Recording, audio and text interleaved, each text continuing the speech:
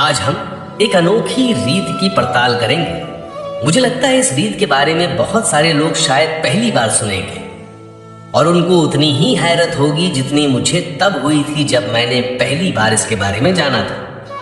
ये किसी देवता की पूजा करने की रीत नहीं है, बल्कि एक देवता से नाराजगी जताने की रीत है। और जिस बात पर नाराजगी है वो जानकर तो आप सच में बोलेंगे कि वाकई ऐसे लोग भी हैं धरती पर।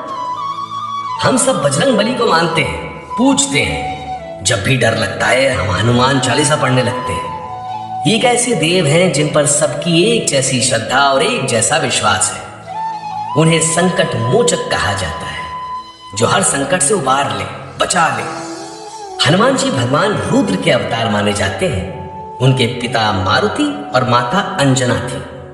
उनके बिना राम कथा पूरी हो ही नहीं सकती। उनके बिना राम भक्ति भी अधूरी है। लेकिन अगर मैं आपसे कहूं कि हमारे ही देश में एक गांव ऐसा है जहां भगवान राम तो पूज्य है, लेकिन हनुमान जी की भक्ति तो दूर, उनका नाम तक लेना गुनाह समझा जाता है। जहां के लोग हनुमान जी से इतनी नाराजगी पाले बैठे हैं कि उस गांव में लाल ध्वजा, जो कि हनुमान जी की ध्वजा का प्रतीक है, उसे तक नहीं लगा सकते। और आप कहेंगे, हैं ऐसा क्यों आखिर? आज के एपिसोड में हम आपके इस ऐसा क्यों का जवाब तो ढूंढेंगे, साथ ही इस जगह और इन लोगों से जुड़ी और भी कई रोचक बातें आपको बताएंगे। ये जगह उत्तराखंड में है। उत्तराखंड जिसे देवभूमि भी कहा जाता है, मतलब देवताओं की भूमि, जहां कण कण में देवता वास करते हैं। कहते हैं यहां जितने घर नहीं हैं, उससे कहीं ज्यादा मंदिर है। उसी उत्तराखंड में है ये जगह, ये गांव। उत्तराखंड में एक जिला है चमोली। इसी जिले में लगभग 12,000 फीट की ऊंचाई पर एक छोटा सा गांव है जिसका नाम है द्रोणागिरी। ये गांव लगभग 100 परिवारों का है और साल में सिर्फ 6 महीने ही आबाद होता है, क्योंकि बाकी 6 महीने ये जगह बर्फ से ढक जाती है और इसके बाशिंदे नीचे उतर आते हैं। फिर बर्फ पिघलने पर गांव फिर से आबाद हो जाता है। द्रोणागिरी गांव से ऊपर बागनी, ऋषि पर्वत और नंदी कुंड जैसी कुछ बहुत प्रसिद्ध जगहें भी हैं, जहां गर्मियों में काफी ट्रैकर्स पहुंचते हैं और अपनी हिम्मत आजमाते हैं। 6 महीनों तक गांव एकदम वीरान रहता है। फिर जब लोग वापस आते हैं तो सबसे पहले यहाँ पूजा होती है, जिसे रगोसा कहा जाता है। गांव के लोगों का मानना है कि उनके घर बहुत लंबे वक्त तक खाली थे। घर क्या, पूरा पहाड़ खाली था। इसलिए नकारात्मक शक्तियां मजबूत हो जाती हैं और उनके घरों और गौशालाओं में निवास करने लगती हैं। इसीलिए रगोसा के जरिए पूरे गांव का शुद्धिकरण किया जाता है। रगोसा में सार्वजनिक अनुष्ठान के बाद गांव के चारों तरफ कुछ अभिमंत्रित कीलें ठोक दी जाती हैं। गांव के लोगों का मानना है कि ऐसा करने से नकारात्मक शक्तियां गांव में दाखिल नहीं होती। ये तो हुई गांव की बात। अब जानते हैं कि आखिर इस गांव के लोग हनुमान जी से इतना नाराज क्यों रहते हैं। उसके लिए हमें त्रेता युग में लौटना पड़ेगा और उस समय में झांकना होगा जब श्रीलंका में भगवान विष्णु के अवतार भगवान राम और लंका के राजा मायावी असुर राज रावण के बीच घोर युद्ध चल रहा था। एक तरफ भगवान राम की सेना थी, जिसमें उनके भाई लक्ष्मण के अलावा महावीर हनुमान थे। वानर राज सुग्रीव की सेना थी। महाबली जामवंत थे, वानर थे, रीछ थे।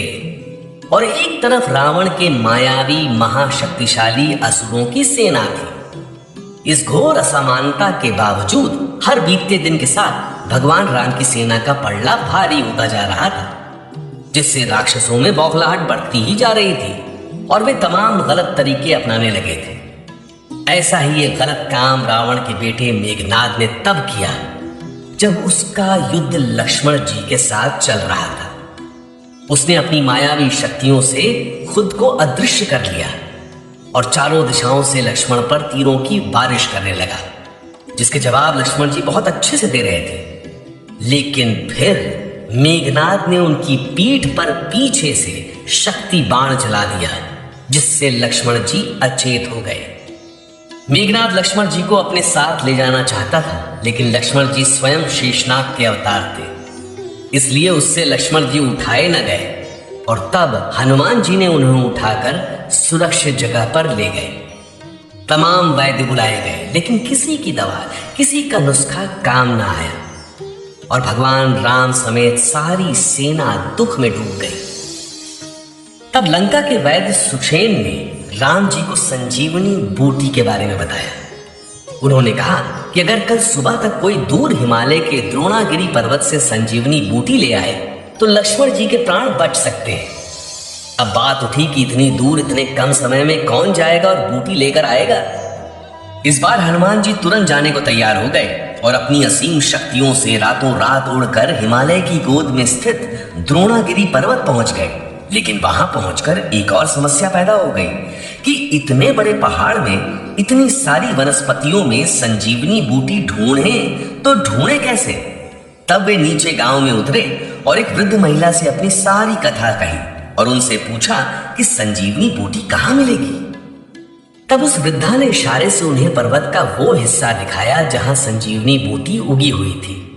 हनुमान जी तुरंत उस तरफ उड़े, लेकिन फिर उन्हें बहुत सारी बूटियां दिखाई दी। इस बार उन्होंने समय न गंवाते हुए पूरे पहाड़ का एक हिस्सा ही उखाड़ लिया और उसे अपने साथ श्रीलंका ले गए। सुबह होने से पहले लक्ष्मण जी को संजीवनी मिल गई और वे होश में आ गए।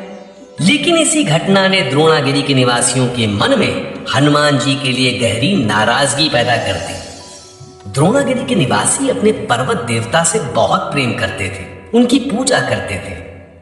उस पर्वत पर उगी हुई वनस्पतियों की रक्षा के लिए प्राण लुटाने को भी तैयार रहते थे। ऐसे में जब हनुमान जी उनके पर्वत देवता का एक बड़ा हिस्सा ही अपने साथ ले गए तो उन्हें बहुत दुख और गुस्सा आया और उन्होंने सबसे पहले तो उस वृद्ध महिला को, जिसने हनुमान जी को संजीवनी बूटी का पता बताया था, उससे अपने समाज से अलग कर दिया और फिर उस जगह पर हनुमान जी की पूजा तो क्या, नाम लेना भी अपराध घोषित कर दिया। क्या कभी भी रामलीला तक आयोजित नहीं की जाती। तो ये थी द्रोणागिरी गांव के लोगों के मन में हनुमान जी के प्रति नाराजगी के पीछे की कहानी।